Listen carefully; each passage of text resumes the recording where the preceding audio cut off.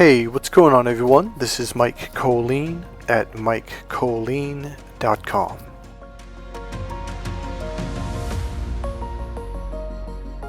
Okay, so I would say in the last 2+ years, people are really starting to begin to realize, number one, like in the last video and many videos I've made, there's been a lot of false, what's the word I'm looking for, statements about the Bible. Not only were there false statements such as the money's the root of all evil, because we all know that doesn't actually say that. It actually says the love of money. See, it's a very narcissistic trick, is to cut off 2 or 3 words at the beginning and or even the middle of the sentence and replace it with another word, or just alter it in some way by cutting off or adding words.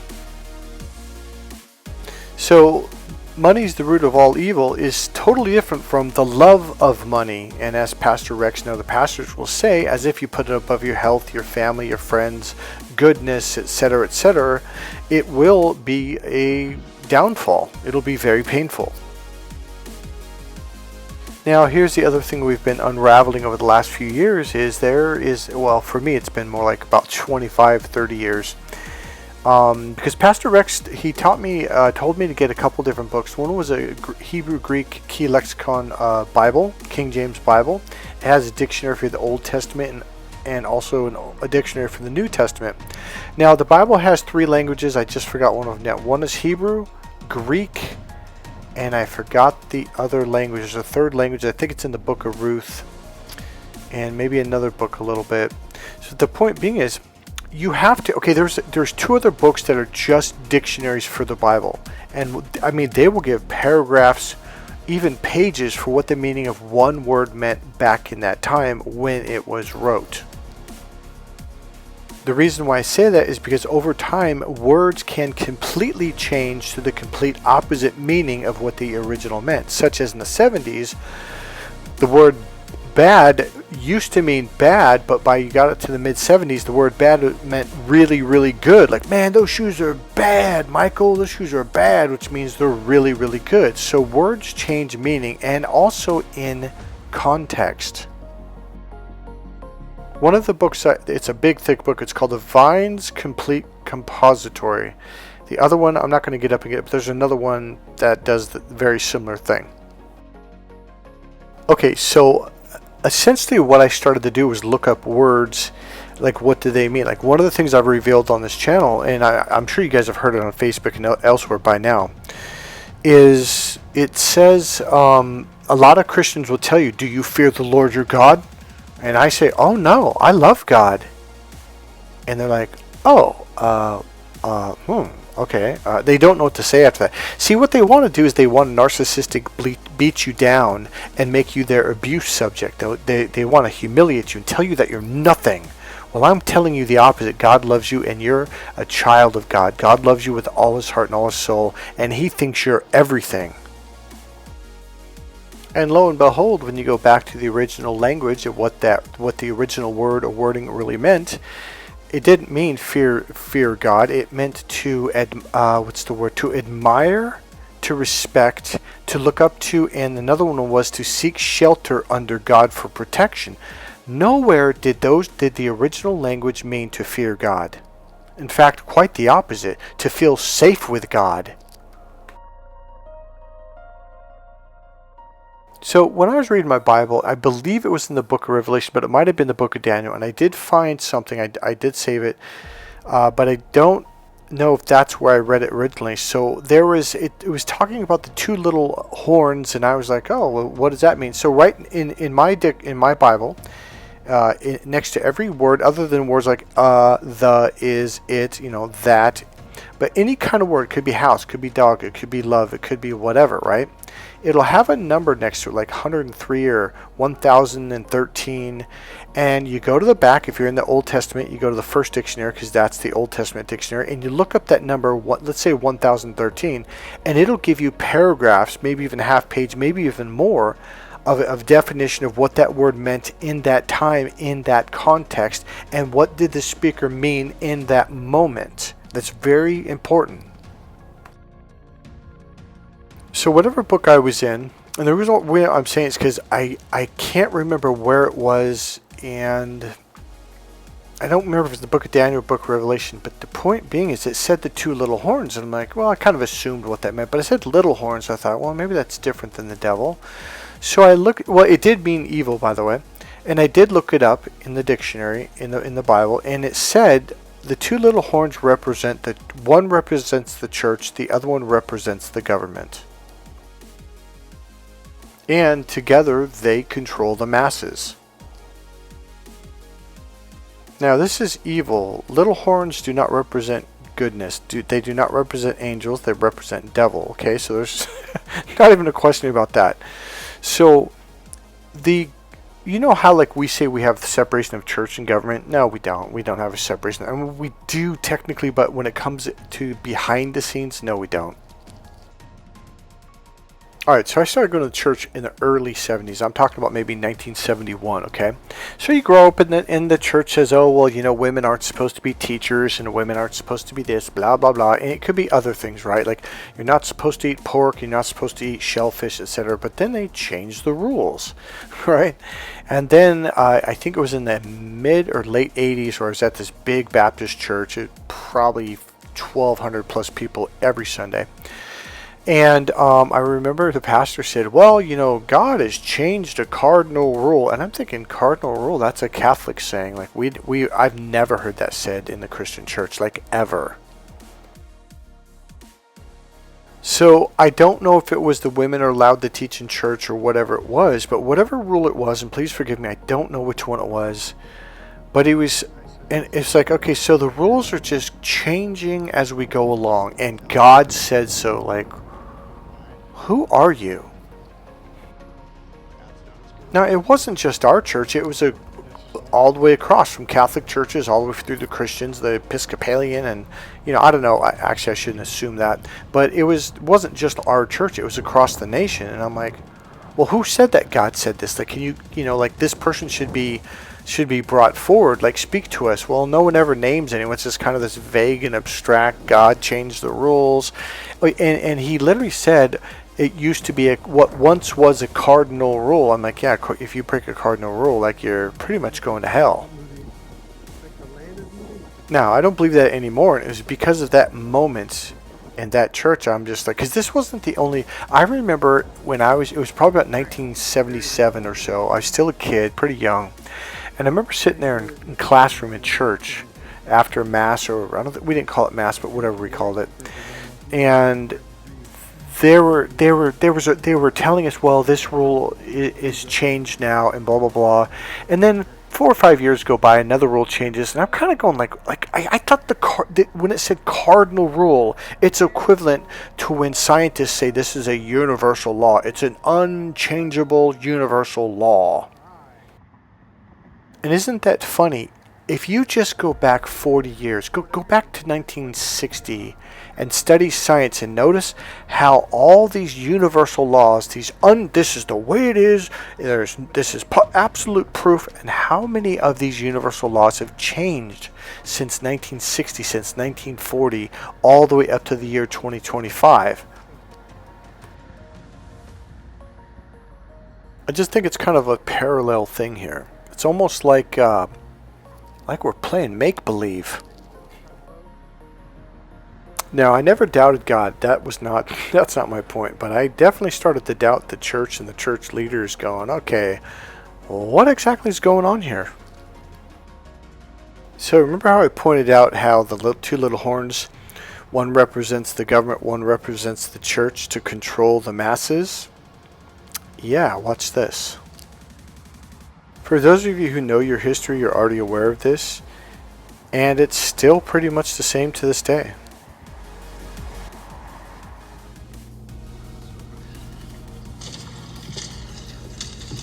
Lords and ladies, the faith and the crown are the two pillars that hold up this world. One collapses, so does the other. The Father judges us all. If you break his laws, you will be punished. After conferring with His Holiness, the High Septon, we have determined that Loris Tyrell and Cersei Lannister's trial will be held in the Great Sept of Bay. He says the faith and the crown, meaning God and the government. It has been this way going all the way back. He said if one collapses, the other one does too. No, God will never collapse because the government collapses. The church might, but not God. Now, you know how I kept talking about complex equivalences in the last few videos? Well, this is a complex equivalent. If this happens, then this is going to happen. If this collapses, then the other will collapse. Well, it might be true for the church and the government, but not for God. And that's how they're trying to bring this across, is the two must be one together or the other one's going to collapse. And the other one, they don't say, oh, it's the church, it's our man-made religion. They don't say that. They say, oh, it's the holiness. He goes on to say, the Father judges us all. Then he says, if you break his law, you shall be punished. By who? Him or you or God? So our governments have taken the church and used the church as a tool, or I don't even think it's separate. I think it's the same group. I think on the one side they wear business suits, and on the other side they wear dresses and hats. Have you ever noticed how a lot of these people on these, I think like the Catholic churches, especially at the top, they look like wizards in dresses and these big wizard hats? What I'm trying to reveal to you is something that's been right in front of your face your whole life, but they use things like, well, this means that. If this collapses, then that's going to collapse. Oh, we can't let that happen. If you fall out of bed, that means the Pope is going to die. That doesn't mean that at all. But we can continue to make stuff up. So now the Pope is saying that when sinners die, they're not going to go to hell. And let me pull that up. Hold on. So the Pope goes on to say the souls of sinners simply vanish and are not subject to punishment. Well, that got everyone all up in a tizzy. A lot of Catholics do not like to hear that people must be punished. I'm sorry, I don't mean to pick on the Catholics, because I think a lot of Christians think the same thing. I think they're pissed. Honestly, I think we've all been manipulated and lied to, and we've been controlled and limited and just everything. Now here's a very interesting thing. I look down in the comments, and you know how I keep talking about this means that and mind reading and all this stuff that we do on an unconscious level and we're taught stuff. Watch what I found, so here's my thing. If you can find these things and find someone like me to bring this stuff up out of your system, and then to reframe them, change them, find the lie, the truth in them, which seeing the lie means you see the truth in it, and all of a sudden you are set free to go out and thrive. That's the goal of my videos for you guys. So let me pull up a couple, maybe just one, maybe two, but this one for sure. How this person does this complex equivalent. I'm like, dude, where does it say that? It doesn't say that anywhere. All right, here, just let me read it off. You'll see what I mean. All right. So this guy says, if there is no hell, wouldn't that mean that there is no heaven? Because you can't have one without the other. Here's my response. Why? Who says that? Are you just making stuff up? Sincerely, where does it state that you must have a hell for there to be a heaven? Sincerely wondering.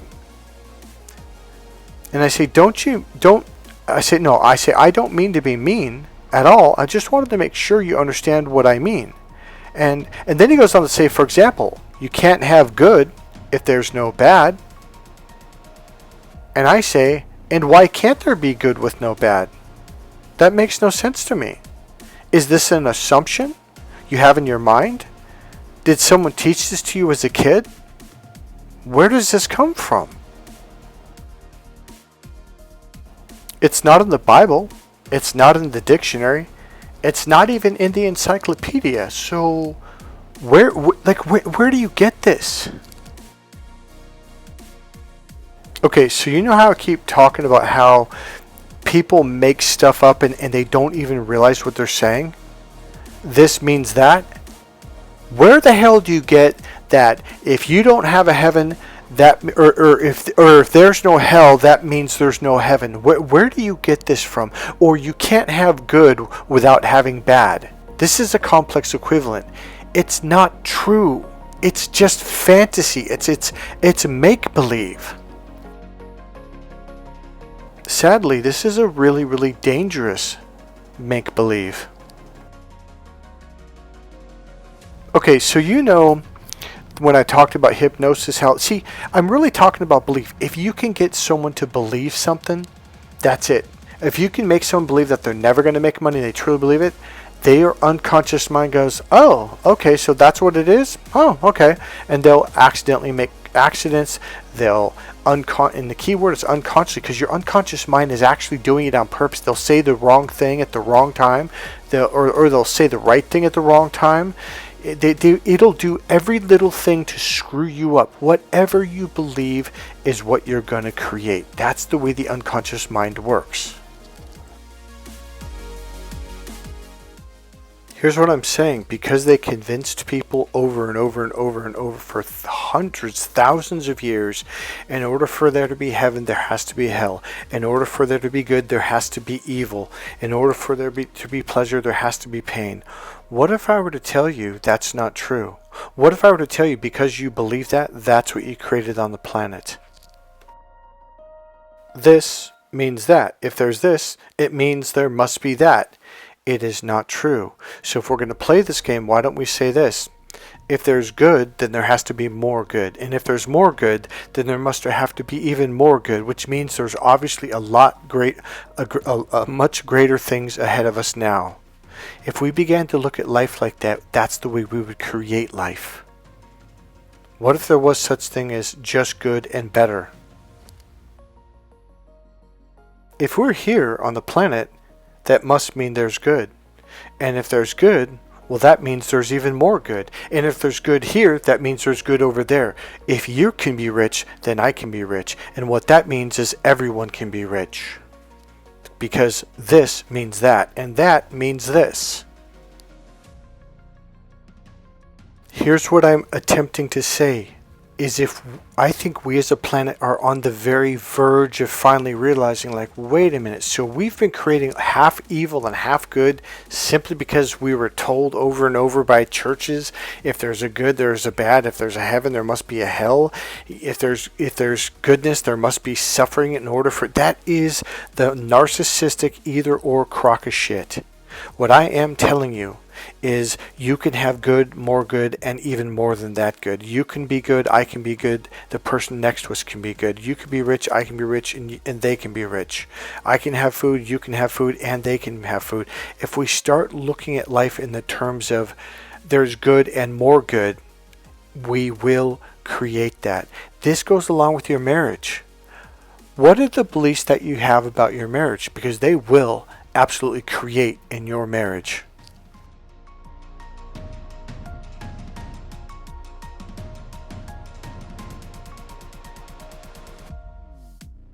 If you think I'm just doing positive thinking, that's not what I'm doing.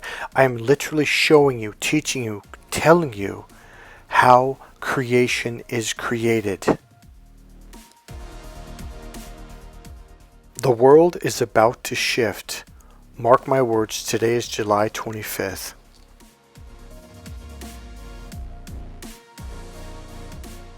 Now, where does this truly come from? If you've been on this channel long enough, for over a year, you know that I talk a lot about the left. If you go into the extreme left brain, it becomes either or. In fact, the left brain alone is either or mentality. It's literally the scientific method. It's A/B. It's literally A/B testing. So imagine you got a rectangle in front of you and you put a line down the middle. Now you got two boxes. The box on the left is A and the box on the right is B. That's like when you're looking under a microscope. So you put pure water About nine, it has to, I think it has to be at least 96.9% pure, or 96.3 or something like that, because you don't want any what they call impurities to pollute the environment. You want it to be like, we're going to test vitamin C with this very specific bacteria and see how it affects. But if you got zinc and dirt and you've got iron and you don't know what's affecting what, so you want to make it a clean environment and test one thing A with the next thing B. This is literally called the scientific method, either or. It's either or thinking. It's either A or it's B. It can't be both. Yes, it can. Well, you can't have A without B. One is positive and one is negative. And this is the way narcissists look at you. If you're happy, that means they can't be happy. This is complex equivalent thinking. It's either A or it's B, or A means B. If I'm happy, that means you're crappy. That doesn't mean that at all. This A/B testing is literally, it's a minute piece of the puzzle. The right brain is all about options and possibilities. See, the left brain is like getting narrow, and focusing on this literally, you got to look under a magnifying glass, or microscopic magnifying glasses to see this tiny little molecule under this little piece of glass. This is what I call being at the tip of the V. When you get so locked in, you kind of forget about the other side of all the other possibilities. You think, well, it's either this or it's that. There's no other possibility. Using this phrase, either or this means that, is how people manipulate you and get you to believe things that are absolutely not true. Now here's the thing, I understand that people are literally stuck at the tip right here. They're stuck inside and they're trying to push more and more towards the tip. All they have to do is turn around, but some people don't know that. This is what Jesus meant when he said, get behind thee, Satan. He meant to turn this whole thing around so you open up to the expansive, open part of the V.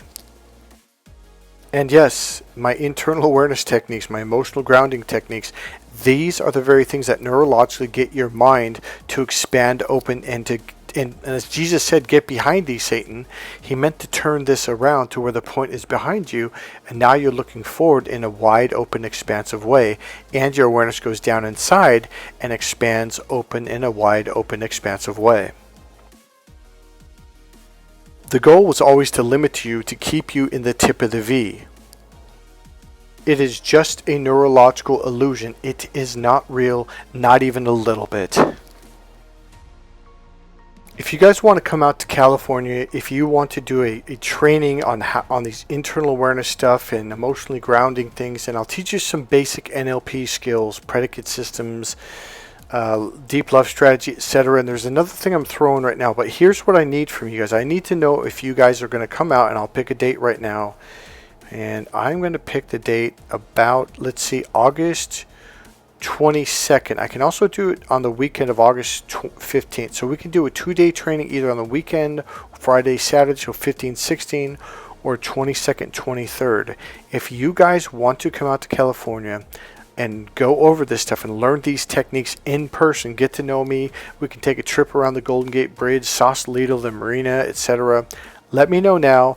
I will set it up, but I need some advance. I'm going to need to take some payments, and then I'll go rent some space, okay? I might even rent a space if I can find something in San Francisco or in Sausalito. I don't know anything in Sausalito, but maybe I think there's a space in... Oh, yeah, I know where I can do it in San Francisco.